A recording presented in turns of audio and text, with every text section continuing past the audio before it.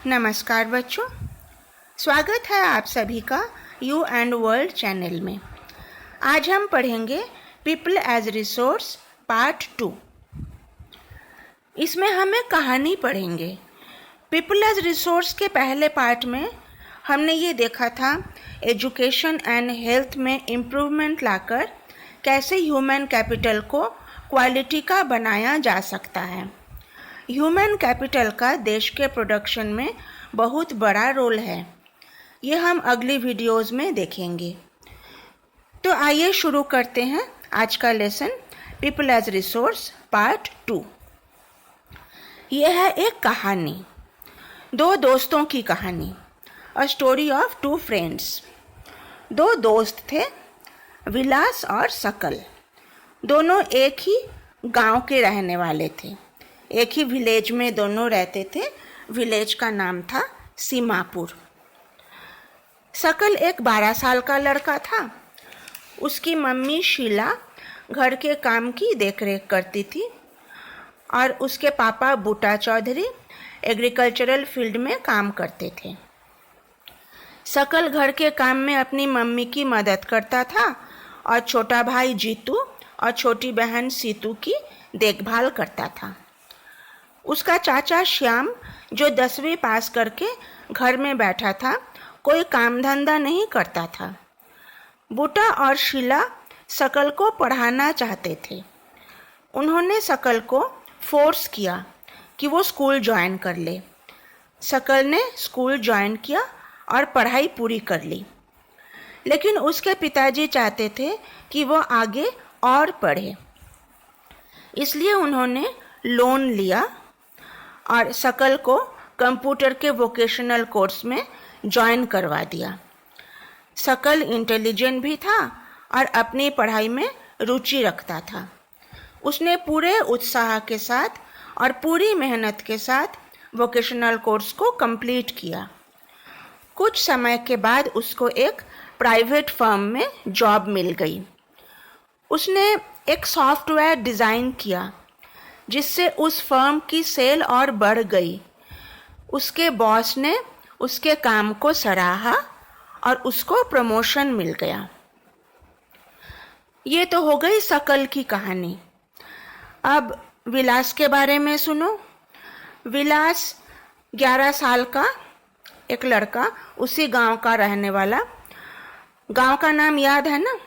अभी बताया था 2-3 मिनट पहले। गांव का नाम सीमापुर। विलास के पिताजी नहीं थे, एक्सपायर हो गए जब विलास 2 साल का था तब। वे मछलियां बेचते थे। उनके बाद विलास की मम्मी ने इस काम को संभाला रोजी रोटी के लिए। वो लैंड ओनर का जो तालाब था वहाँ से मछलियाँ खरीदती थी और पास की मंडी में बेच देती थी। पूरे दिन में 150 रुपए की कमाई होती थी, 150 रुपीज़। विलास आर्थराइटिस का पेशेंट था, लेकिन उसके इलाज के लिए उसकी मम्मी के पास पैसा नहीं था। विलास स्कूल भी नहीं जा सका। वो अपनी मम्मी की मदद करता था खाना बनाने में और छोटे भाई मोहन की देखरेख में। कुछ समय के बाद विलास की मम्मी बीमार हो गई और उनकी देखभाल करने वाला कोई भी नहीं था। फैमिली को सपोर्ट करने वाला भी कोई नहीं था, तो मजबूरन विलास को ही जाना पड़ता था मछलियाँ बेचने के लिए। उसे भी अपनी मम्मी की तरह थोड़े से ही पैसे मिलते थे। सकल और विलास की कहानी मैंने बता दी। अब इन दोनों में कंपेयर करो।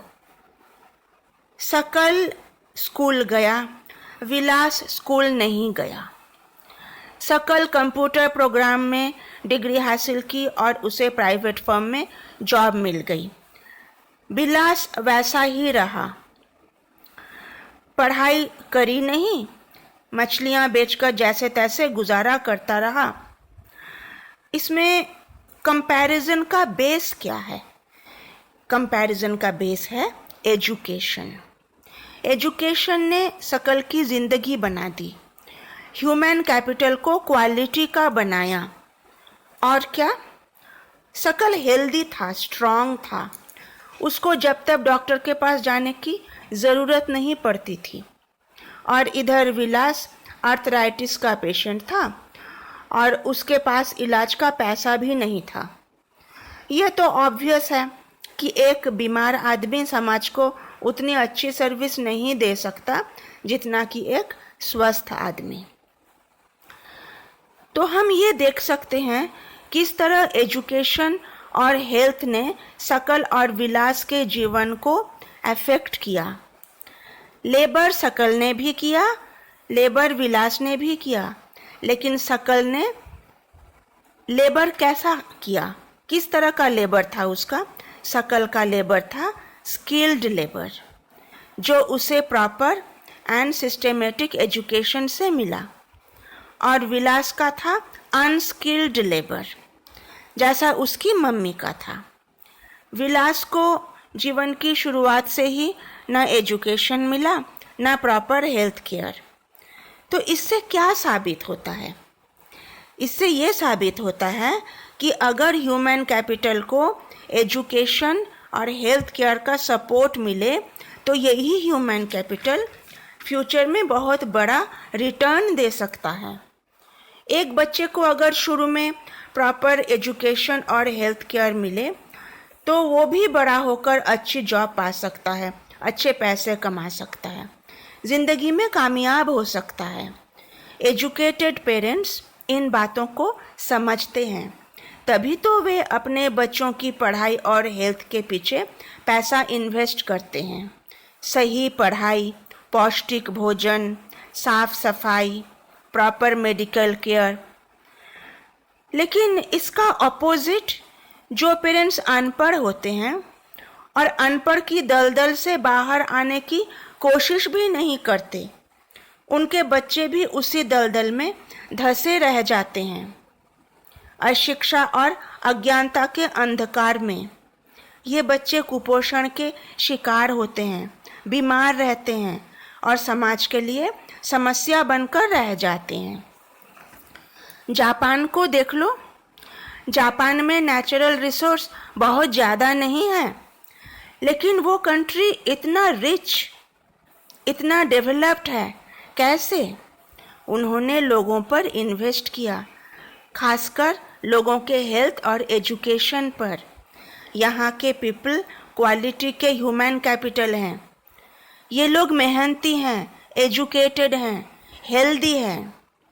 नेचर ने जो भी कुछ दिया, जैसे कि लैंड, ज़मीन, उसी को उन्होंने अपने एफिशिएंट यूज़ के लिए डेवलपमेंट का साधन बनाया।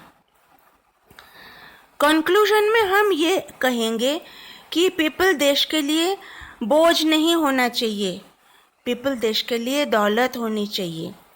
ह्यूमन रिसोर्स को इतना प्रॉपर एजुकेशन, हेल्थ केयर और ऑक्यूपेशनल अपॉर्चुनिटी मिले, ऐसी ट्रेनिंग मिले कि वो देश के लिए एक एसेट साबित होए, एक पूंजी साबित होए।